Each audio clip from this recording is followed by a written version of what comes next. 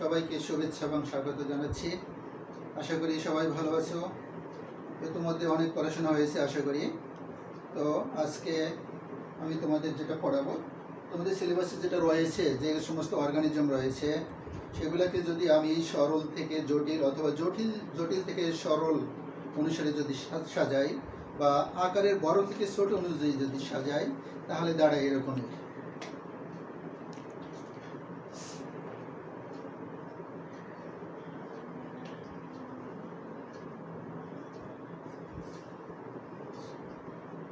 অ্যাক্টিনোমাইসিটিস, তারপর bacteria, archaea,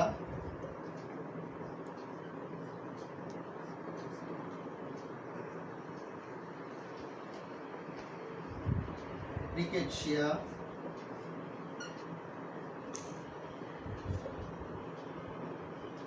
mycoplasma,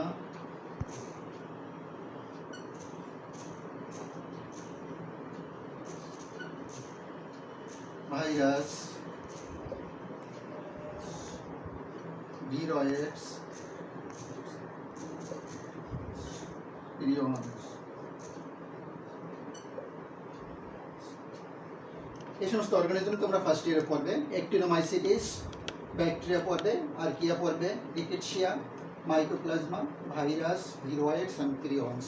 আমি এটা এভাবে সাজালাম যে জটিল থেকে সরল, উপাদানের জটিলতা থেকে সরলের দিকে গিয়েছে। অ্যাক্টিনোমাইসিটিস হলো যে সমস্ত অর্গানিজম পড়বে, এখানে যেগুলো আছে সেগুলোই পড়বে তোমরা ফার্স্ট ইয়ার, আর কিছু পড়বে আর কি।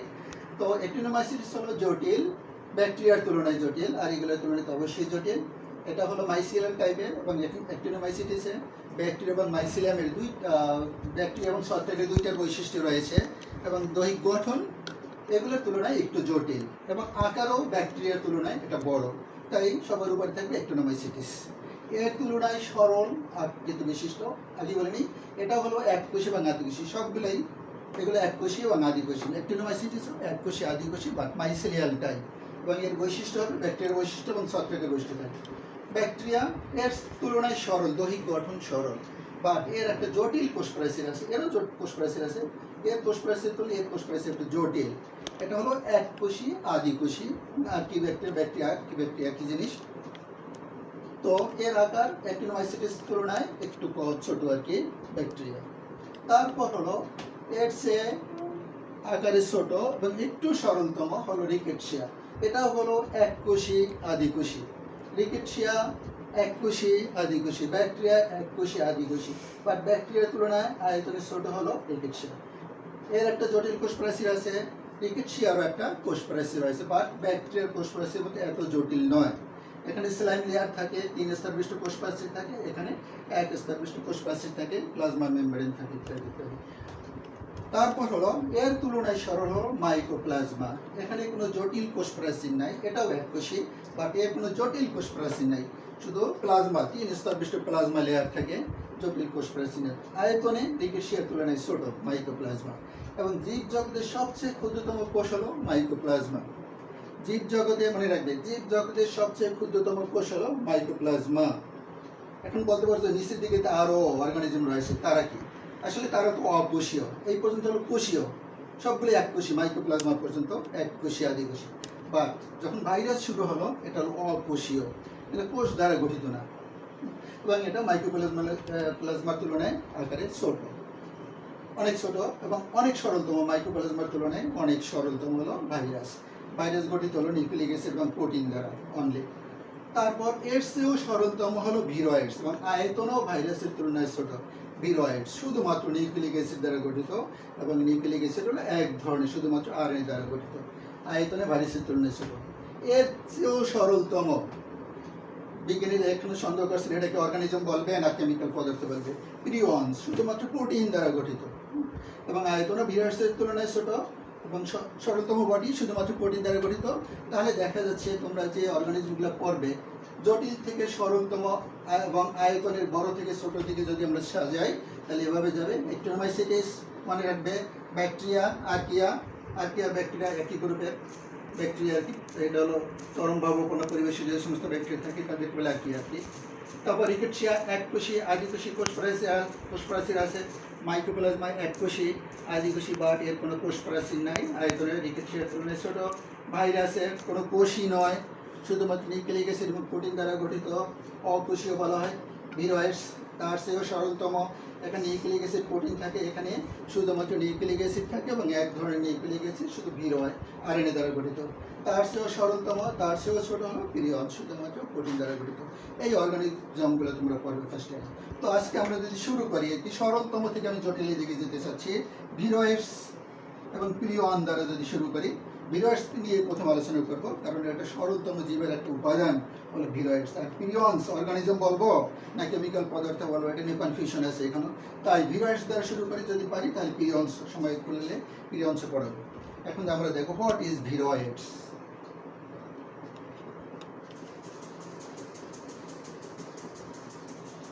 ভিরয়েডস কি? যদি এভাবে বলি,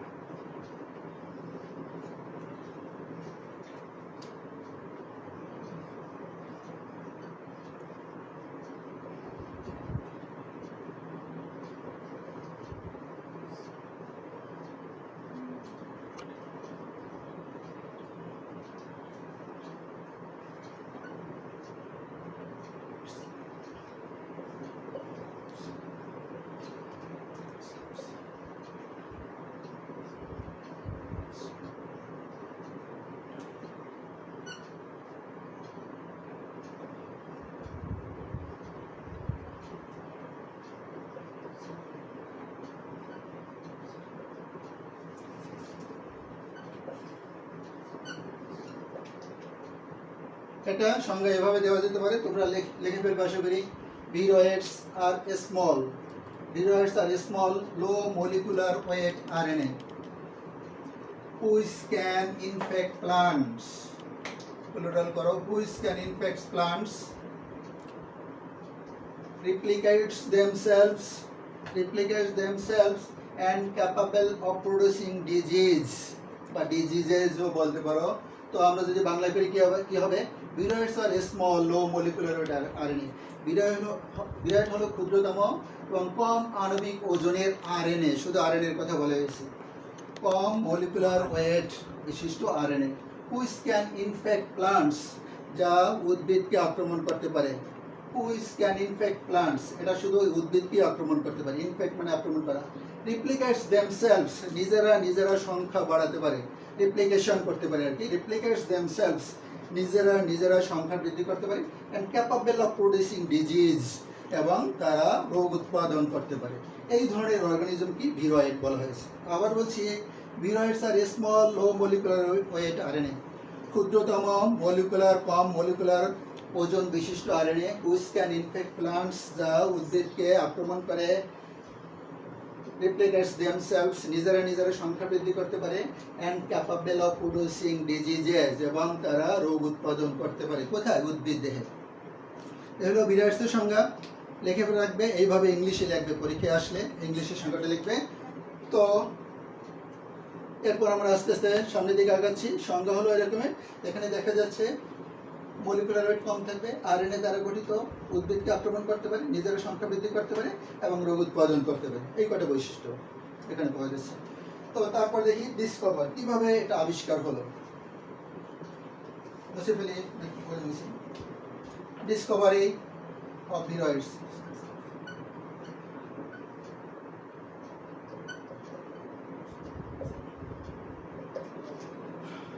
ভিরয়েডসের আবিষ্কার 1922 সালে প্রথম মার্টিন নামক বিজ্ঞানী আলুর মাকু আকৃতির বিকৃতি লক্ষ্য করেন। মাকু আকৃতির যাকে স্পিন্ডেল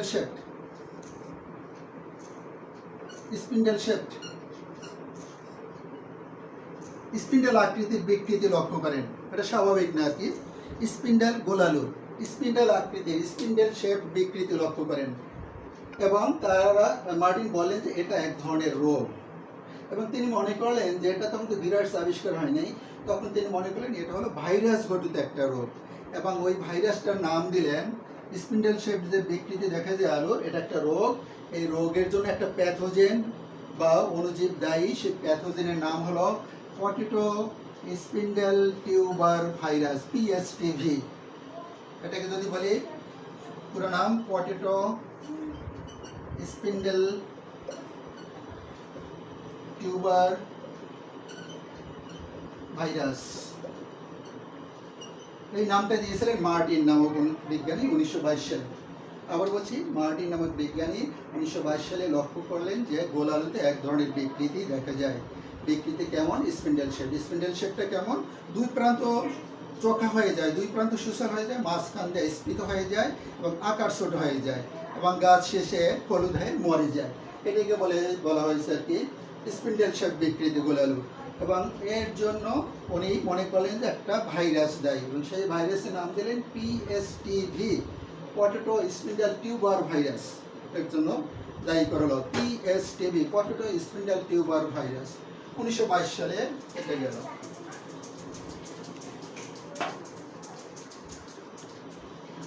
তারপর 1967 সালে 1967 এ পর্যন্ত এটাকে স্পিন্ডেল শেপ রোগের জন্য দায়ী বলা হয়েছিল, পটেটো স্পিন্ডেল টিউবার ভাইরাস কি দায়ী করা হয়েছিল। বাট 1967 সালে দুজন বিজ্ঞানী থিওডর ও ডিয়েনার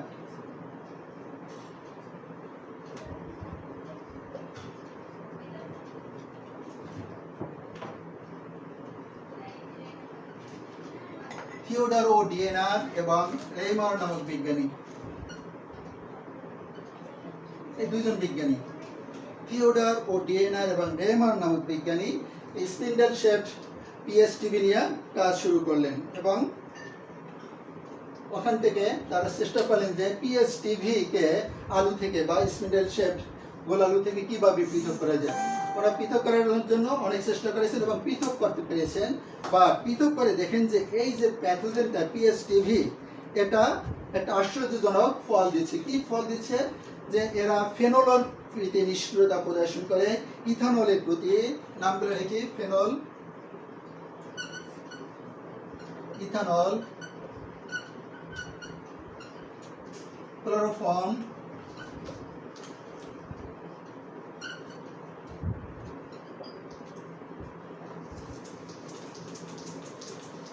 ডিএনএস এনজাইম,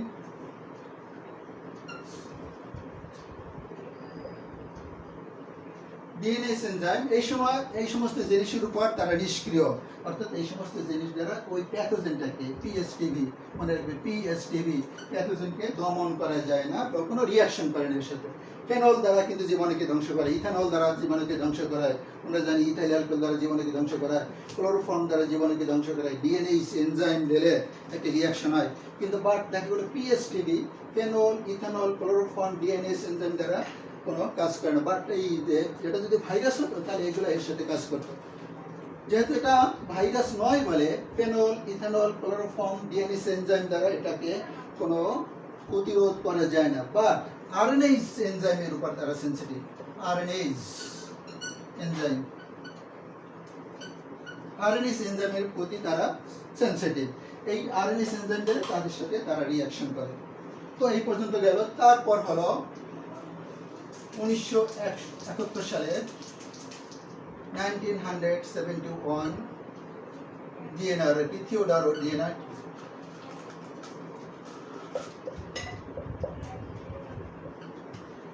ও ডিএনআর, বললেন যে ইট ইজ নট ভাইরাস, এটা ভাইরাস নয়, বা ভাইরাসের চেয়ে বিভিন্ন বিষয়ে এটা পার্থক্য প্রদর্শন করে। কি এটা হলো? উনি বললেন যে এটা লঘু আণবিক ওজনের মুক্ত আরএনএ দ্বারা গঠিত। আবার বলছি, লঘু মানে কম আণবিক ওজনের মুক্ত আরএনএ দ্বারা গঠিত। এরা পোষক কোষের কেন্দ্রিকায় মানে নিউক্লিয়াসে অবস্থান করে এবং বিভিন্ন ব্যাপারে ভাইরাসের সাথে পার্থক্য প্রদর্শন করে, এবং এটা অতি উচ্চ তাপমাত্রাতেও এটাকে প্রতিরোধ করা যায় না। আবার বলছি 1971 সালে থিওডর ও ডিএনআর বলেন যে এটা ভাইরাসের তুলনায় বিভিন্ন বিষয়ে পার্থক্য প্রদর্শন করে। এই পার্থক্য প্রদর্শন করে এটা হলো লঘু আণবিক ওজনের মুক্ত আরএনএ দ্বারা গঠিত পোষক কোষের কেন্দ্রিকে অবস্থান করে, উচ্চ তাপমাত্রা দ্বারাও এটাকে প্রতিরোধ করা যায় না, এবং আরও অন্যান্য বিষয়ে এটা ভাইরাসের তুলনায় পার্থক্য প্রদর্শন করে। তখন এটাকে উনি নাম দিলেন ভিরয়েড। দ্যাট ইজ আবিষ্কার, এইভাবে ডিসকভারি হলো ভিরয়েড, এটাই ভিরয়েড এইভাবে। এখন এটা থিওডোরো ডিয়েনার, আমরা যে এই কথা বললাম কি পটেটো স্পিন্ডেল টিউবার ভিরয়েডস যেটাকে বলা হয়, মানে ভাইরাস যেটাকে বলা হয়েছে সেটাকে এখন এটাকে এই নামেই বলা হয়, বাট ভাইরাসের জায়গায় ভিরয়েড বলা হবে। তাহলে স্পিন্ডেল শেপ, আলুর স্পিন্ডেল শেপ বিকৃতির জন্য দায়ী হলো পিএসটিভি, ঠিকই আছে, পিএসটিভি, যেটাকে আগে বলা হতো পটেটো স্পিন্ডেল টিউবার ভাইরাস, এখন সেটাকে বলা হচ্ছে পটেটো স্পিন্ডেল টিউবার ভিরয়েডস, দ্বারা আলুর মাকু আকৃতির বিকৃতি হয়ে থাকে বা স্পিন্ডেল শেপ রোগ হয়, একটা রোগ। তো এইভাবে ভিরয়েড আবিষ্কার হলো। আবার বলছে 1922 সালে প্রথম মার্টিন নামক বিজ্ঞানী আলুর মাকু আকৃতির বিকৃতি লক্ষ্য করলেন এবং ওটাকে একটা রোগ বললেন এবং এই রোগের জন্য প্যাথোজেনকে বললেন একটা ভাইরাস, এবং ভাইরাসের নাম দিলেন PSTV, potato spindle tuber virus. But এটাকে হোস্ট থেকে, হোস্ট মানে টিউবার মানে আলু থেকে পৃথক করার সমস্ত চেষ্টায় উনি ব্যর্থ হন। উনি এটাকে পৃথক করতে পারেন, মার্টিন কথা বলছেন 1922 সালে, মার্টিন আলু থেকে এই পিএসটিভিকে পৃথক করতে পারেন নাই, কাজে এটা নিয়ে গবেষণায় আগাতে পারেন নাই। পরবর্তীতে অনেক পরে 1967 সালে থিওডোরো ডিয়েনার এবং রেমার নামক দুজন বিজ্ঞানী আলু থেকে, এই হোস্ট থেকে প্যাথোজেনকে আলাদা করলেন, পিএসটিভিকে আলাদা করলেন, আলাদা করে দেখলেন যে এরা একটা আশ্চর্যজনক কাজ করে। কি কাজ করে? এরা ফেনল, ইথানল, ক্লোরোফর্ম ডিএনএজ এনজাইম দ্বারা এদের কোনো প্রতিক্রিয়া হয় না। আবার বলছি, ক্লোরোফর্ম, ফেনল, ইথানল ডিএনএজ এনজাইমের সাথে এদের কোনো রিয়াকশন হয় না, বাট আরএনএজ এনজাইমের সাথে এদের রিয়াকশন হয়, যেটা ভাইরাস থেকে এটা বৈশিষ্ট্যমণ্ডিত পার্থক্য। পরবর্তীতে 1971 সালে থিওডোরো ডিয়েনার দেখলেন যে ইট ইজ নট ভাইরাস। কেন ভাইরাস না? এই কারণে যে এটা শুধুমাত্র আরএনএ দ্বারা গঠিত এবং লো আণবিক ওজনের আরএনএ থাকে, মুক্ত আরএনএ থাকে, এর কোনো প্রোটিন কোড নাই, এটা থাকে নিউক্লিয়াসের ভিতরে, পোষক কোষের নিউক্লিয়াসের ভিতরে থাকে, উচ্চ তাপমাত্রা দ্বারা এদেরকে প্রতিরোধ করা যায় না, so it is not virus, এবং উনি এটা নাম দিলেন ভিরয়েড। এইভাবে আবিষ্কার হলো ভিরয়েড।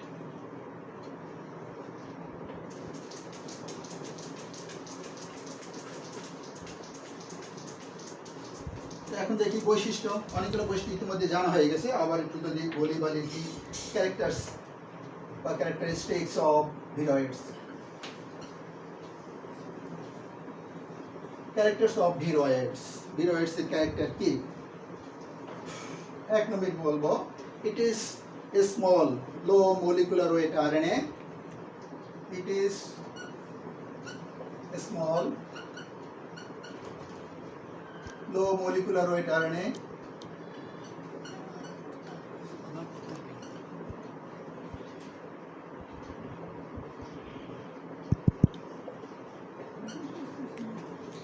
ultra microscopic. Okay.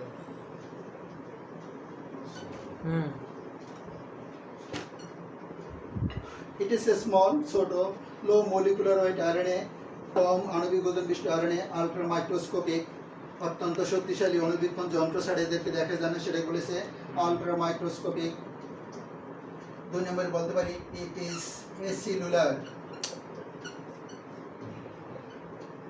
যেমন অকোষীয়, অবশ্যই এটা অকোষীয়, শুধুমাত্র আরএনএ দ্বারা গঠিত, it is not cellular, it is acellular, a মানে নট সেলুলার, অকোষীয়, এটা অকোষীয়। তারপর হলো molecular weight of RNA is, molecular weight কত?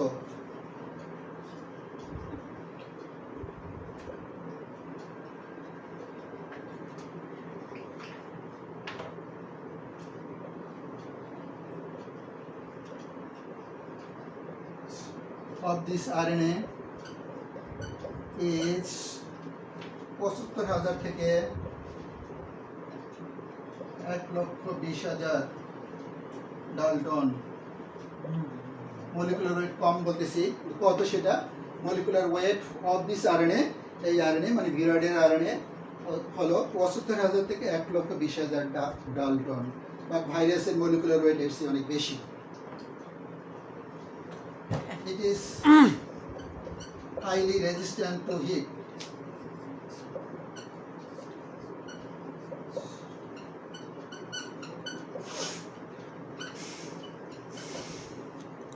এরা অত্যন্ত তাপ প্রতিরোধী, অর্থাৎ উচ্চ তাপ দ্বারাও এদেরকে ক্ষতি করা যায় না।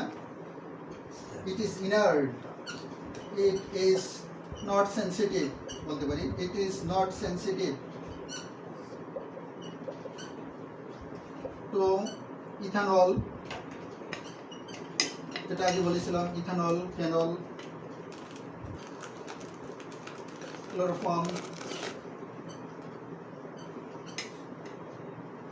and DNase enzyme.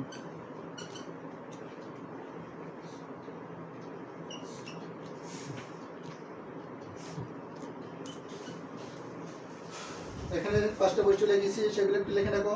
It is a small low molecular weight RNA, ultra microscopic, না বোঝার কিছুই নাই, ইংলিশে লিখছি যদিও, বাংলা বলে দিচ্ছি ইট ইজ স্মল, ছোট, লো মলিকুলার ওয়েট, কম molecular weight RNA, ultra microscopic, অতি অনুবীক্ষণিক। ইট ইজ এ সেলুলার, ইহা অকোষীয়। Molecular weight of this RNA is ৭৫,০০০ থেকে ১,২০,০০০ dalton. It is highly resistant to heat, অত্যন্ত তাপ প্রতিরোধী।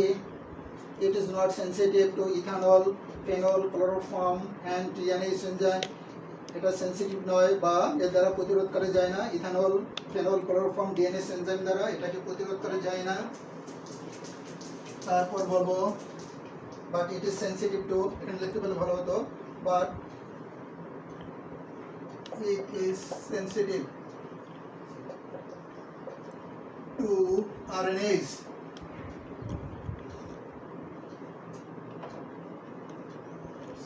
RNase enzyme. RNase enzyme এর প্রতি এটা সংবেদনশীল। Ribonuclease enzyme, RNase enzyme, that means ribonuclease enzyme বলা হয়। এই এনজাইমের উপর এরা প্রতিক্রিয়া সৃষ্টি করে। এনজাইম দিলে এদের প্রতিক্রিয়া হয়, যেহেতু এটা RNA দ্বারা গঠিত। It is বইগুলো একসাথে থাকলে ভালো হতো। ৬ নম্বরে it is obligate parasite. It is obligate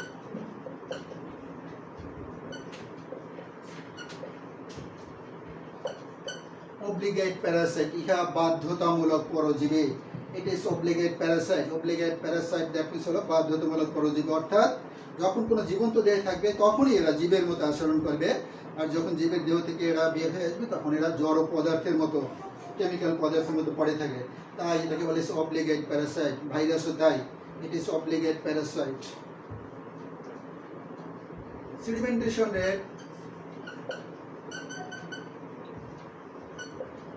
rate is very slower.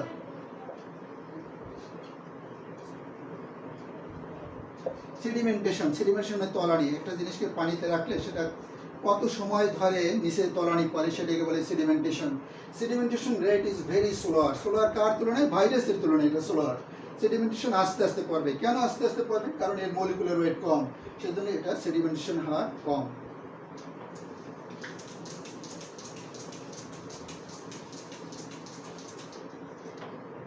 It can multiply. It can multiply. এটা সংখ্যা বৃদ্ধি করতে পারে, and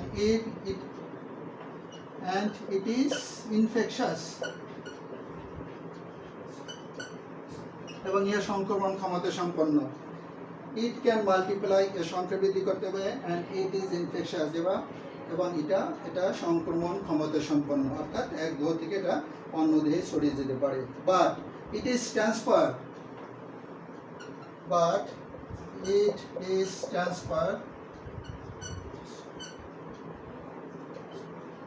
One host to another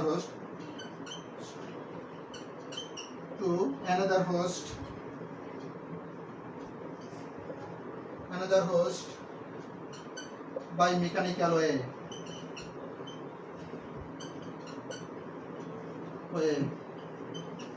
but not insect.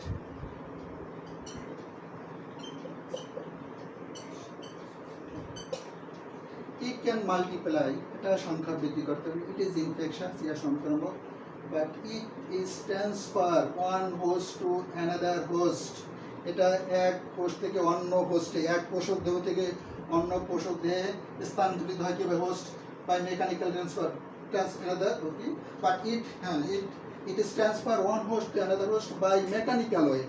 দৈহিক সংস্পর্শ দ্বারা এক দেহ থেকে অন্য দেহে ছড়িয়ে যায়, বাট নট ইনসেক্ট, পোকার মাধ্যমে এটা এক দেহ থেকে অন্য দেহে ছড়ায় না। অধিকাংশই জীবাণু কিন্তু পোকার মাধ্যমে এক দেহ থেকে অন্য দেহে ছড়ায়, বাট ভিরয়েডস পোকার মাধ্যমে এক দেহ থেকে অন্য দেহে ছড়ায় না। এটা মেকানিক্যাল টাচের মাধ্যমে এক দেহ থেকে অন্য দেহে ছড়ায়।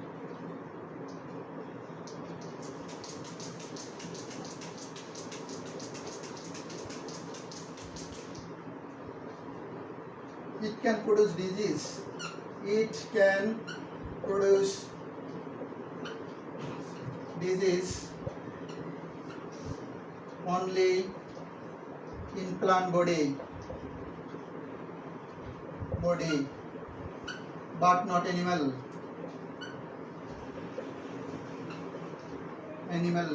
বা প্রাণী। ইহা শুধু প্রাণী দেহে রোগ সৃষ্টি করে না, ইহা শুধু উদ্ভিদ দেহে রোগ সৃষ্টি করে, বাট প্রাণী দেহে রোগ সৃষ্টি করে না। ইট ক্যান প্রডিউস ডিজিজ, ইহা রোগ উৎপাদন করতে পারে অনলি ইন প্ল্যান্ট বডি, উদ্ভিদ দেহে রোগ উৎপাদন করতে পারে, বাট নট অ্যানিমাল বডি, অ্যানিমালের দেহে এটা রোগ উৎপাদন করতে পারে না। তো এগুলো হলো মোটামুটি ভিরয়েডসের বৈশিষ্ট্য।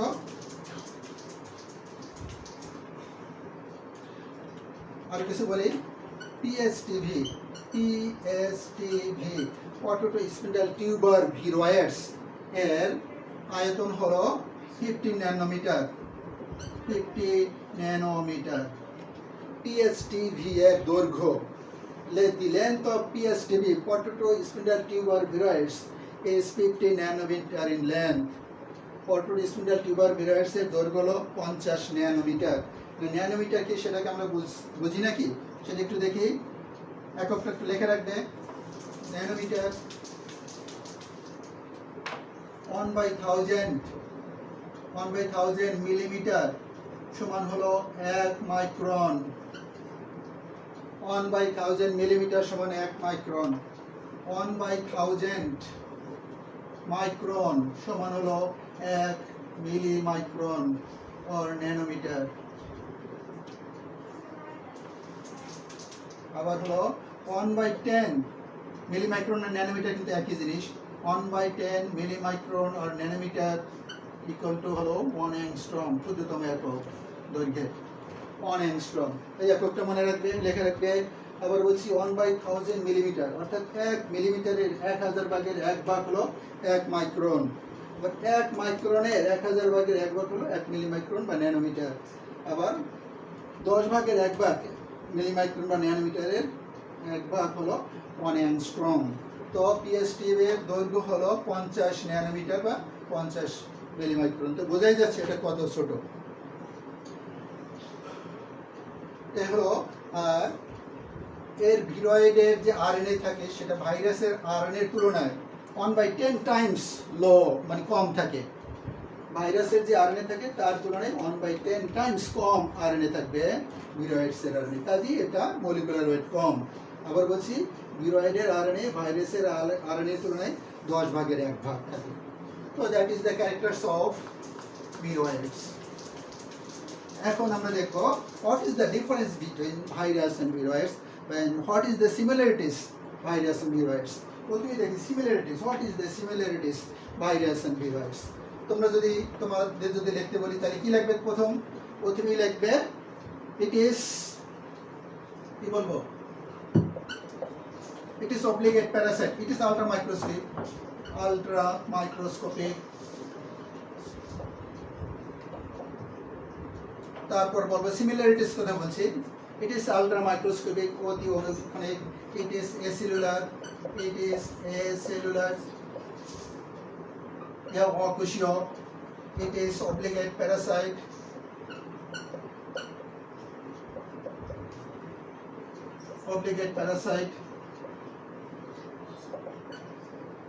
both are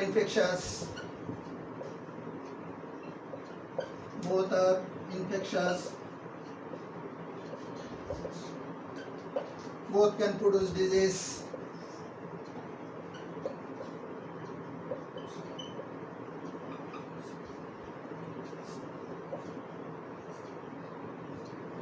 উভয় রোগ সৃষ্টি করতে পারে।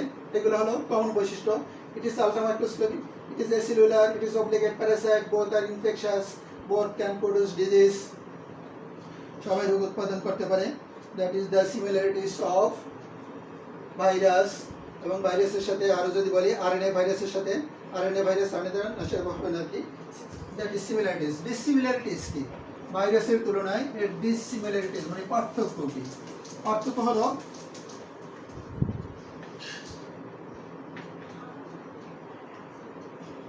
protein code is absent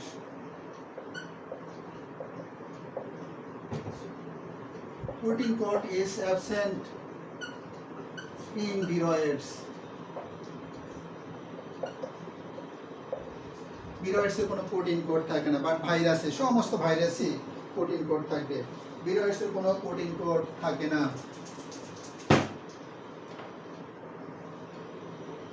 low molecular ওয়েটের কথা বলি low molecular weight in viroids and it is molecular wait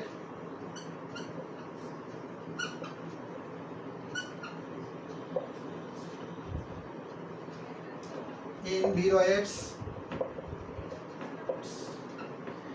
আর ৭৫,০০০ থেকে ১,২০,০০০ ডালটন এত dalton and molecular weight in virus but in virus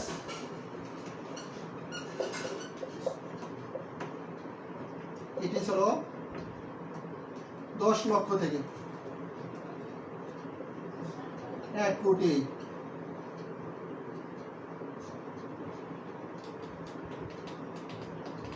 molecular weight দেখতে পাচ্ছ molecular weight in viroids are ৭৫,০০০ থেকে ১,২০,০০০ ডালটন বাট ভাইরাসের ক্ষেত্রে হলো ১০ লক্ষ থেকে ১ কোটি ডালটন কাজেই এটাই বলা হয়েছে লো molecular weight RNA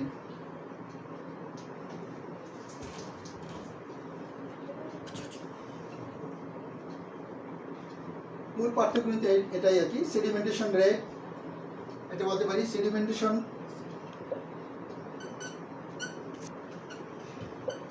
rate is high in virus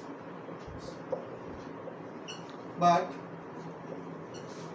low in viroids sedimentation যে তলানির কথা বলছিলাম পানিতে কোনো জিনিস ফেলে রাখলে কি হারে কত সময়ের ভিতরে এটা নিচে পড়ে সেটা কথা বলা হয়েছে sedimentation rate is high in ভাইরাসের সেডিমেন্টেশন রেট বেশি বাট লো ইন ভিরয়েডস তো বোঝাই যাচ্ছে কেন এটা মলিকুলার ওয়েটের কারণে ভাইরাসের মলিকুলার ওয়েট বেশি এবং ভিরয়েডস মলিকুলার ওয়েট কম বলে সেডিমেন্টেশন তলানি ভিরয়েডসের আস্তে আস্তে পারে ভাইরাসের তাড়াতাড়ি পারে it is the difference between virus and viroids আরেকটা বলতে পারি it can produce disease only but viroids can produce disease only can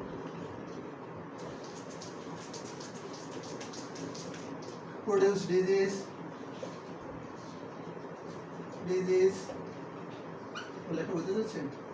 viroids can produce disease only in plant body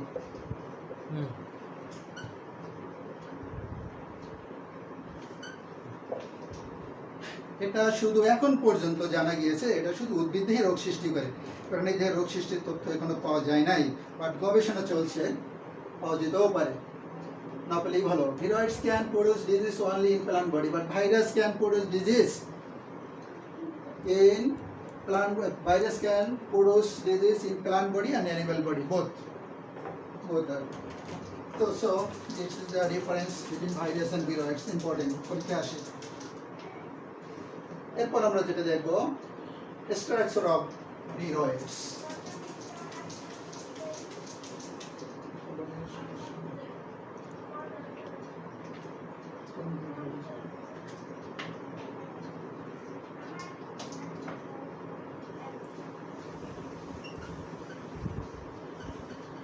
structure of viroids এর গঠন তো ইতিমধ্যে আমরা দেখেছি viroids কি দ্বারা গঠিত ভিরয়েডস আরএনএ দ্বারা গঠিত আরএনএ কি দ্বারা গঠিত ভিরোয়েডস আরএনএ দ্বারা গঠিত, আর কিছু না, শুধু ভিরোয়েডস আরএনএ দ্বারা গঠিত। এই জিনিসটা মনে রাখবে। আরএনএ কি দ্বারা গঠিত? আরএনএ গঠিত হলো নিউক্লিওটাইড দ্বারা গঠিত। নিউক্লিওটাইড কি দ্বারা গঠিত? নিউক্লিওটাইড ডিএনএ এর অংশ বা আরএনএ এর অংশকে নিউক্লিওটাইড বলা হয়। বাট এটা কি দ্বারা গঠিত? তিনটা জিনিস দ্বারা গঠিত। এক অণু 5 কার্বন বিশিষ্ট রাইবোজ সুগার, একটি নাইট্রোজেন বেস, নাইট্রোজেন বেস 4টে থাকে, এডিন, গুয়ানিন, সাইটোসিন, থাইমিন, এবং এক অণু ফসফরিক অ্যাসিড দ্বারা নিউক্লিওটাইড গঠিত। আবার বলছি, আরএনএ নিউক্লিওটাইড দ্বারা গঠিত, ডিএনএ নিউক্লিওটাইড দ্বারা গঠিত। নিউক্লিওটাইড কি দ্বারা গঠিত? নিউক্লিওটাইড হলো আরএনএ এর অংশ বা ডিএনএ এর অংশ। নিউক্লিওটাইড তিনটা জিনিস দ্বারা গঠিত। এক অণু 5 কার্বন বিশিষ্ট রাইবোজ সুগার, একটি থাকবে নাইট্রোজেন বেস, নাইট্রোজেন বেস 4টা, adenine, guanine, cytosine, thymine, but RNA এর ক্ষেত্রে নট থাইমিন, হবে ইউরাসিল। ইউরাসিল এই 4টা নাইট্রোজেন বেসের যে কোনো একটা থাকবে, এন্ড এক অণু ফসফরিক অ্যাসিড। এই তিনটা জিনিস নিয়ে নিউক্লিওটাইড গঠিত। তা আরএনএ স্ট্রাকচার ভিরোয়েডস আরএনএ দ্বারা গঠিত। আরএনএ নিউক্লিওটাইড দ্বারা গঠিত। কতটি নিউক্লিওটাইড থাকে সেটা আমরা দেখতে পারি। 270 থেকে বেশি না, 380টি, এতটি নিউক্লিওটাইড দ্বারা গঠিত। ভিরোয়েডস আবার বলছে নিউক্লিওটাইড দ্বারা গঠিত। নিউক্লিওটাইডের সংখ্যা হলো 270 থেকে 380টি নিউক্লিওটাইড দ্বারা গঠিত। এটা সাধারণত সার্কুলার স্ট্রাকচার অফ ভিরোয়েডস। আর এটা সাধারণত চক্রাকার হইতে বা কখনো কখনো দণ্ডাকৃতিরও হতে পারে। তো এটার একটু ছবি যদি আঁকি তাহলে আমরা কেমন দেখতে পাবো, একটু সময় দিতে হবে।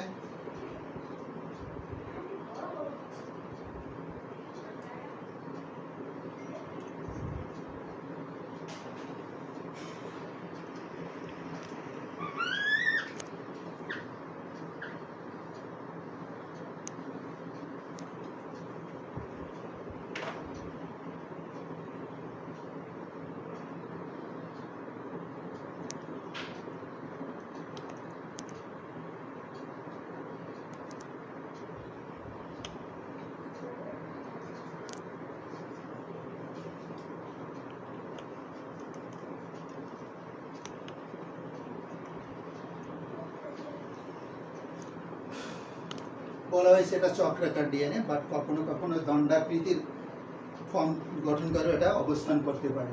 সেটা কখন সেটা একটু দেখবো। এই গঠনটা একটু দেখি।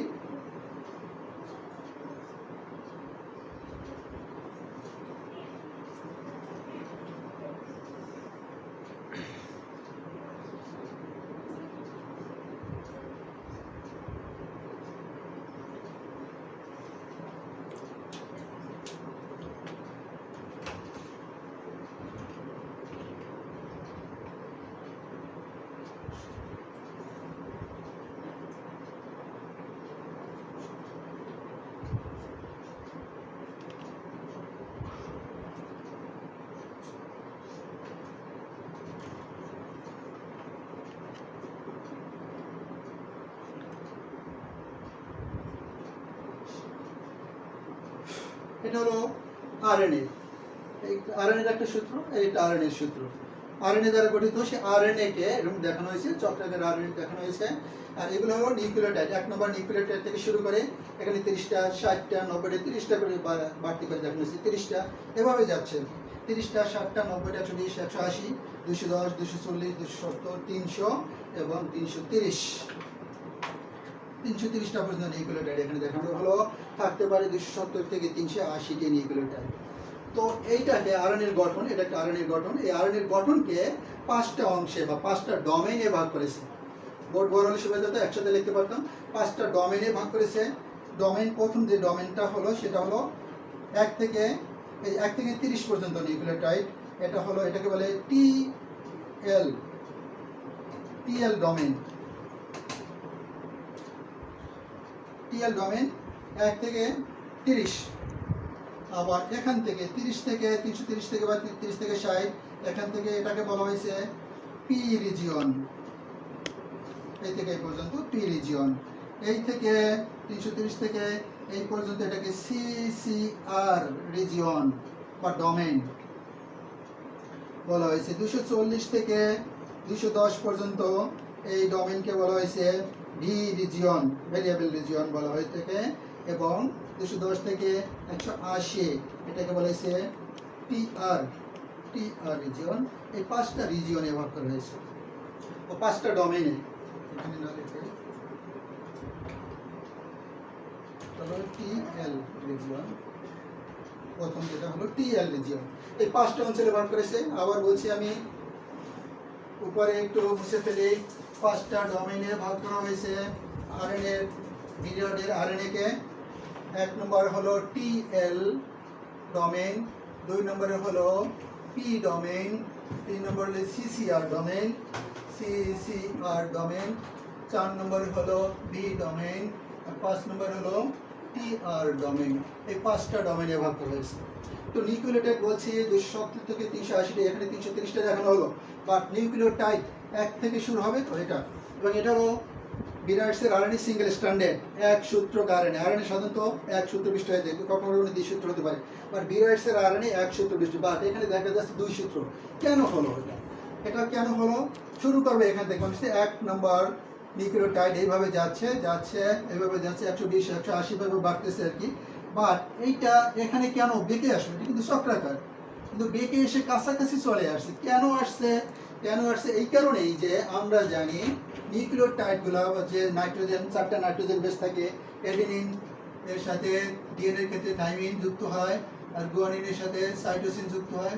যেহেতু এখানে ডিএনএ এর প্রশ্নই আসে না, এটা হলো মানে আরএনএ, কাজেই এডিনের সাথে ইউরাসিল। আমরা জানি এডিনের সাথে ইউরাসিল 2টা হাইড্রোজেন বন্ড দ্বারা যুক্ত হয়, এবং গুয়ানিনের সাথে সাইটোসিন 3টা হাইড্রোজেন বন্ড দ্বারা যুক্ত হয়। এটা ঘুরে আসে এই কারণে যে এটা হলো কমপ্লিমেন্টারি বেস বলা হয়। এডিনিনের কমপ্লিমেন্টারি বেস হলো ইউরাসিল, এবং গুয়ানিনের কমপ্লিমেন্টারি বেস হলো সাইটোসিন, বা সাইটোসিনের কমপ্লিমেন্টারি বেস হলো গুয়ানিন, আর ইউরাসিলের কমপ্লিমেন্টারি বেস হলো এডিনিন। তো এই কমপ্লিমেন্টারি বেসগুলো যখন থাকে, কাছাকাছি থাকে, তখন কি হয়? তারা পেয়ার গঠন করে। মানে এখানে এটা পেয়ার হলো, এখানে এডিনিন আছে, এখানে ইউরাসিল আছে, এটা কমপ্লিমেন্টারি বেস, এরকমের বেস। আবার এখানে সাইটোসিন আছে, এখানে গুয়ানিন আছে, এখানে এটাকে কমপ্লিমেন্টারি বেস বলে। কমপ্লিমেন্টারি বেসগুলা ঘুরে এসে কাছাকাছি অবস্থান করে, এটাকে বলে আন্তঃআণবিক সম্পর্ক।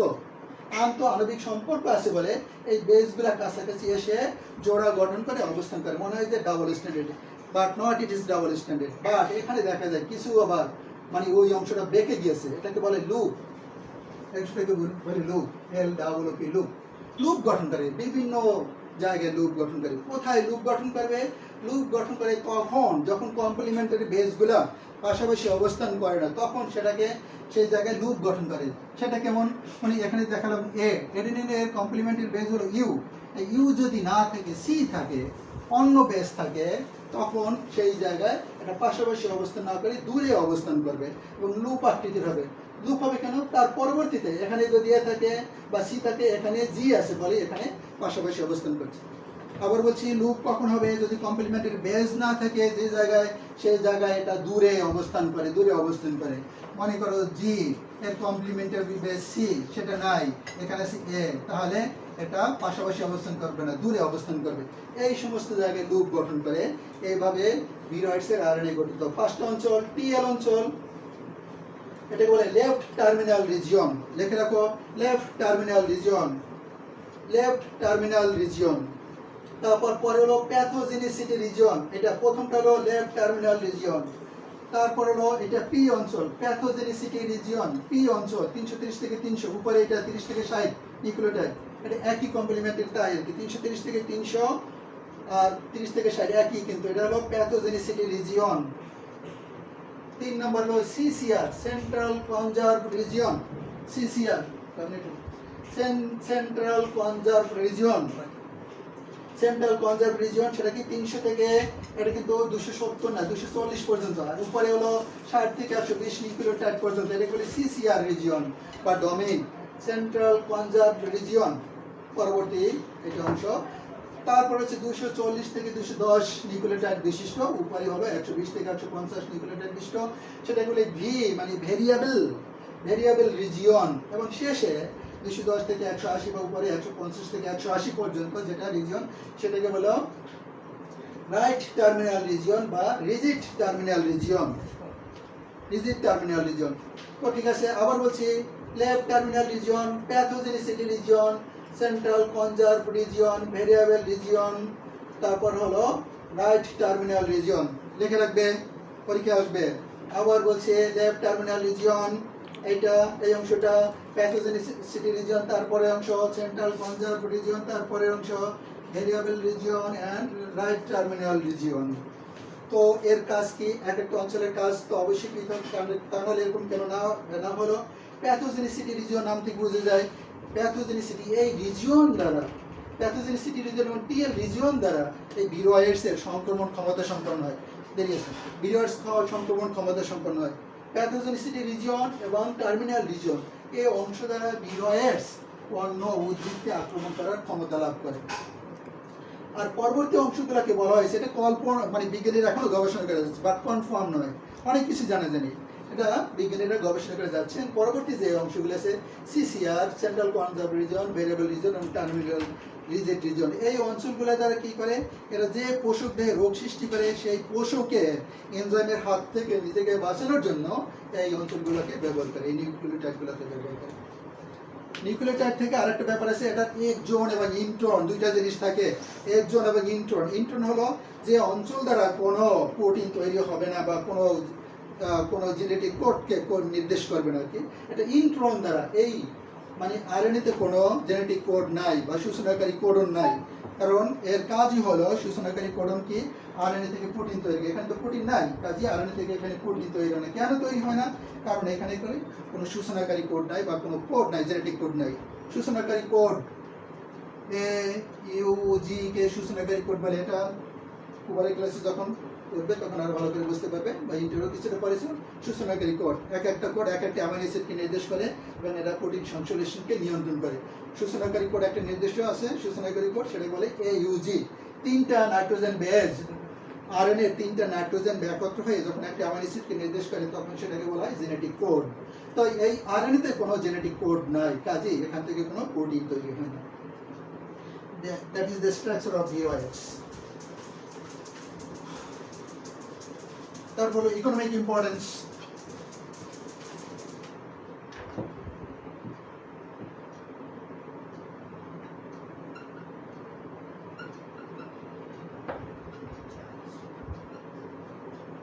ইকোনমিক ইম্পর্টেন্স, অর্থনৈতিক গুরুত্ব। অর্থনৈতিক গুরুত্ব, এটা অর্থনৈতিকভাবে আমাদের কোনো উপকার করে না, সবই রোগ সৃষ্টি করে।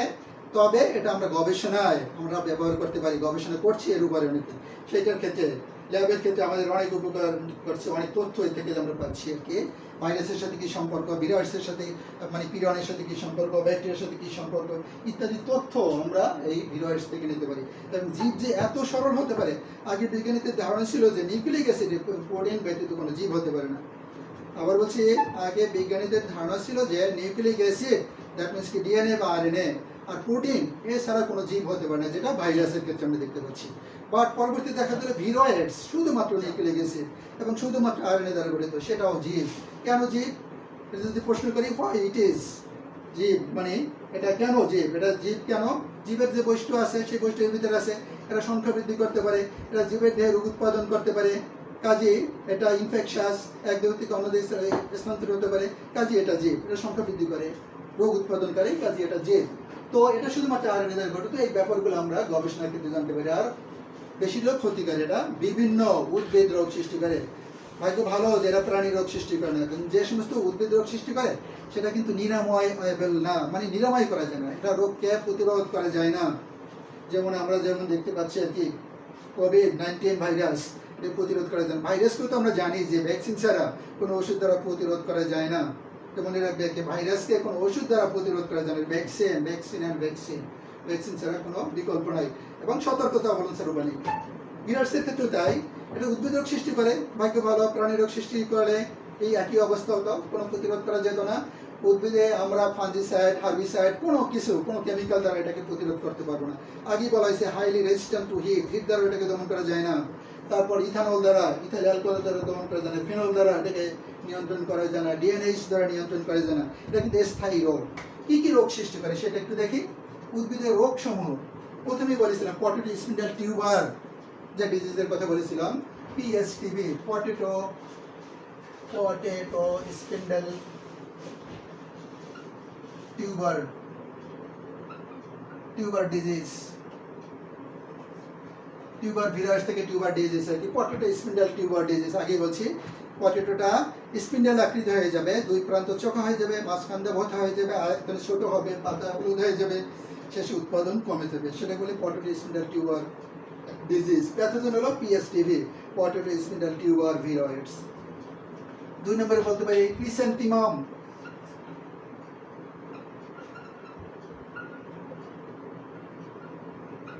স্ট্যান্ট ডিজিজ। ক্রিস্যান্থেমাম চন্দ্রমল্লিকা, ক্রিস্যান্থেমাম স্ট্যান্ট মানে ছোট হয়ে যাওয়া, খাটো হয়ে যায়। চন্দ্রমল্লিকাকে যখন ভিরাসদের আক্রমণ করে তখন ওই গাছটা স্বাভাবিক দৈর্ঘ্যের তুলনায় আয়তনে ছোট হয়ে যায়, সেটা বলে স্ট্যান্ট ডিজিজ। স্ট্যান্ট মানে ছোট হয়ে যাওয়া, খাটো হয়ে যাওয়া, স্বাভাবিক তুলনায়। Chrysanthemum chlorotic motel,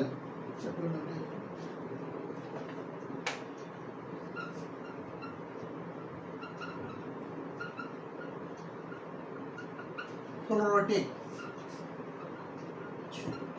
motel,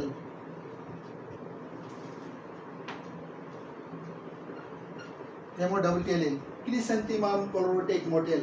chrysanthemum গাছের, চন্দ্রমল্লিকার গাছের ক্লোরোফিলের বর্ণ বৈচিত্র্য দেখা যায়, ক্লোরোফিলের পরিমাণ কমে যায় এবং বর্ণ বৈচিত্র্য মোটেল মানে বিভিন্ন বর্ণ তৈরি হয় আর কি, সেটা হলো ক্রিস্যান্থেমাম ক্লোরোটিক মোটেল স্ট্যান্ড। তারপর হলো ক্যাডাং,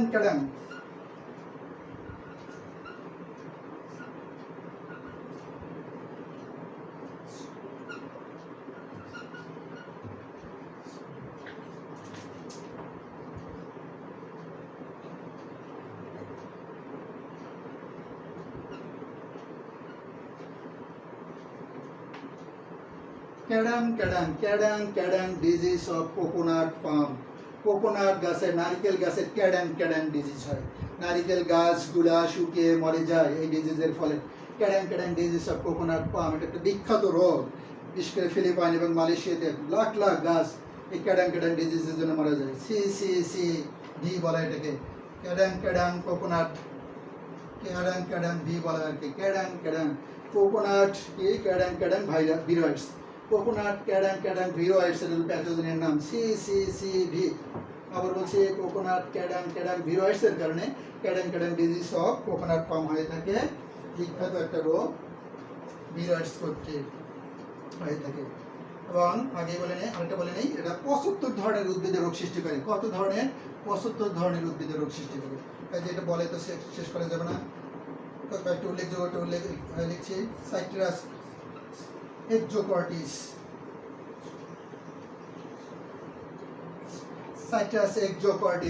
সাইট্রাস গাছের এক্সোকর্টিস, উদ্ভিদের বাকল মানে কাণ্ড থেকে বিচ্ছিন্ন হয়ে যায়, খসখস হয়ে যায় এবং একসময় এটা ঝড়ে পড়ে, উদ্ভিদ ছোট হয়ে যায়, উদ্ভিদ শেষে মারা যায়, উৎপাদন বন্ধ হয়ে যায়। সাইট্রাস এক্সোকর্টিস কথার অর্থ হলো উদ্ভিদের বাকল কাণ্ড থেকে বিচ্ছিন্ন হয়ে যায়, সেটা বলেছে এক্সোকর্টিস, সাইট্রাস এক্সোকর্টিস। তারপর আছে কুকুম্বার পেল ফ্রুট,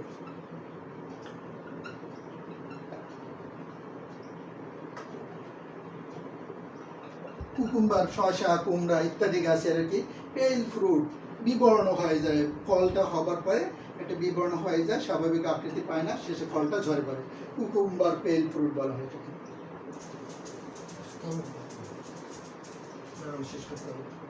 7 নম্বরে বলবো টমেটো,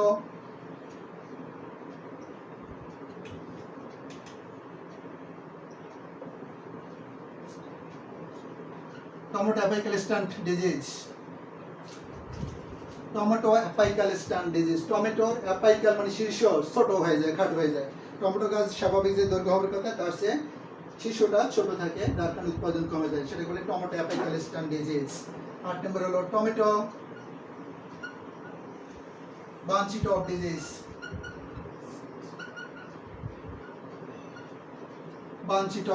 টমেটোর বাঞ্চি মানে ঝোপের মতো হয়ে যায়, বাঞ্চি টপ টমেটোর শীর্ষ অংশটা ঝোপের মতো হয়ে যায়, স্বাভাবিক যেরকম হবার কথা তার চেয়ে ঝোপের আকৃতি হয়ে যায়, যার কারণে উৎপাদন কমে যায়, সেটা বলে tomato bunchy top disease. Avocado sunblotch disease, sunblotch disease. Avocado sunblotch, রোদে পোড়া, ঝলসানো, অ্যাভোকাডো ঝলসে যায় আর কি, এই প্যাথোজেন দ্বারা আক্রান্ত হলে অ্যাভোকাডো সানব্লোজ ডিজিজ বলে এটাকে।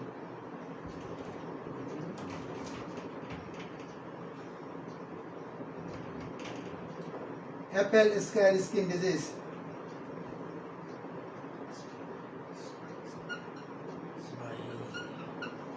Apple square skin disease, Apple square skin disease, স্কিনটা খসখসে হয়ে যায়, আপেলের চামড়া খসখসে হয়ে যায়, কাজের মানটা কমে যায়, এটা বলেছে অ্যাপেল স্কয়ার স্কিন ডিজিজ। এটি মানে ইটিসি আরো অনেক, যাতে বলা হয়েছে 75 ধরনের উদ্ভিদের রোগ সৃষ্টি করে, উল্লেখযোগ্য কয়েকটা রোগের নাম দেওয়া হলো, এটা তুমি মুখস্থ করবে। ইকোনমিক ইম্পর্টেন্স, এটাই তোমাদের সিলেবাসে আছে। এখন একটা প্রশ্ন করতে পারো যে হাউ ইট দে মাল্টিপ্লাই, তারা কিভাবে সংখ্যা বাড়ায়, যেহেতু এটা শুধুমাত্র আরএনএ দ্বারা গঠিত, সংখ্যা বাড়াতে হলে কি কি লাগবে, অনেক কিছু লাগে, বাট আমরা জানি এটা শুধুমাত্র আরএনএ দ্বারা গঠিত, তাহলে সে সংখ্যাটা কিভাবে বাড়াবে, সংখ্যা বাড়ায় কিভাবে, বিজ্ঞানীরা ধারণা করেছেন, এটা কল্পনা করা হয়েছে বা গবেষণা করে এটা এখনো বের করা যায়নি, কিন্তু গবেষণা করছেন। কি হয়, প্রথম হলো ভিরয়েড আরএনএ। ভিরয়েড আরএনএ কি কি আছে, ভিরয়েড আরএনএ কি করবে, ইনফেকশন করবে, কোথায়, তার হোস্টকে ইনফেকশন করলো, তার সাসসেপ্টিবল হোস্ট, যে হোস্ট দিয়ে রোগ উৎপাদন করতে পারে সেটা বলে সাসসেপ্টিবল হোস্ট। তারপর কি হবে, এখানে রিভার্স ট্রান্সক্রিপ্টেজ এনজাইম লাগবে, রিভার্স ট্রান্সক্রিপ্টেজ, রিভার্স ট্রান্সক্রিপ্টেজ এনজাইমের সাহায্যে কি উৎপাদন করে, ডিএনএ, আরএনএ থেকে ডিএনএ উৎপাদন হয়। সাধারণত আমরা জানি ডিএনএ থেকে আরএনএ উৎপাদন হয়, ডিএনএ থেকে উৎপাদন হয় আরএনএ, এটাকে বলে ট্রান্সক্রিপশন। ট্রান্সক্রিপশন, ডিএনএ থেকে আরএনএ তৈরি করে বলে ট্রান্সক্রিপ্টের স্বাভাবিক পদ্ধতি, বাট এখানে হলো আরএনএ থেকে ডিএনএ, সেই জন্য এটা বলেছে রিভার্স, একটা এনজাইম থাকে রিভার্স ট্রান্সক্রিপ্টেজ, আরএনএ থেকে ডিএনএ তৈরি হয়। এটা কোথায় তৈরি হবে, পোষক দেহে তৈরি হলো। তারপর কি হবে, RNA DNA directed, RNA directed DNA polymerase enzyme লাগবে, DNA polymerase, RNA directed DNA polymerase, RNA DNA polymerase enzyme পোষক দেহে থাকবে, সেখান থেকে কি হবে, ভিরয়েড আরএনএ তৈরি, ভিরয়েড আরএনএ, দ্যাট ইজ রেপ্লিকেশন, ওদের সংখ্যা বৃদ্ধির এই পদ্ধতি। আবার বলছি, ভিরয়েড আরএনএ সাসসেপ্টিবল হোস্টকে ইনফেকশন করলো, রোগ সৃষ্টি করলো, রোগ সৃষ্টি করার পর এখানে এক ধরনের এনজাইম উৎপাদন হবে, পোষকদের এনজাইম উৎপাদন হবে, রিভার্স ট্রান্সক্রিপ্টেজ এনজাইম, সেই রিভার্স ট্রান্সক্রিপ্টেজ এনজাইম আরএনএ থেকে ডিএনএ তৈরি করবে, ডিএনএ থেকে কি হয়, ডিএনএ থেকে পলিমারেজ এনজাইম লাগবে, সংখ্যা বাড়াতে হলে সেটা কি হবে, RNA directed DNA polymerase enzyme, RNA DNA মানে এটা তো স্বাভাবিক, ডিএনএ থেকে আরএনএ তৈরি হয় আর কি, পলিমারেজ এনজাইমের সাহায্যে সেটা হবে, তারপর ওখান থেকে ভিরয়েড আরএনএ হবে। এভাবে এরা পোষকদের সংখ্যা বাড়ায়, বিজ্ঞানের বলছেন আর কি, কল্পনা করছেন বা গবেষণা করছেন এভাবে আর কি, বাট কনফার্ম এখনো বলেন নাই যে এভাবেই এরা সংখ্যা বৃদ্ধি করে থাকে। তো ক্লাস কেমন লাগলো জানাবে, আশা করি এটা বাসে যে পড়বে, বই খুলবে, অনেকগুলো বই রয়েছে সেখানে মিলিয়ে দেখবে এবং আমার লেকচারটা ফলো করার চেষ্টা করবে। বাসায় মানে অনেক পড়াশোনা করতে হবে, যেহেতু তোমাদের ক্লাস করার স্কোপ নাই, সেহেতু বাসায় বসে পড়ার বিকল্প নাই আর কি, পড়তে হবে এবং পড়তে হবে। ধন্যবাদ, দোয়া করবে, তোমরা ভালো থাকো।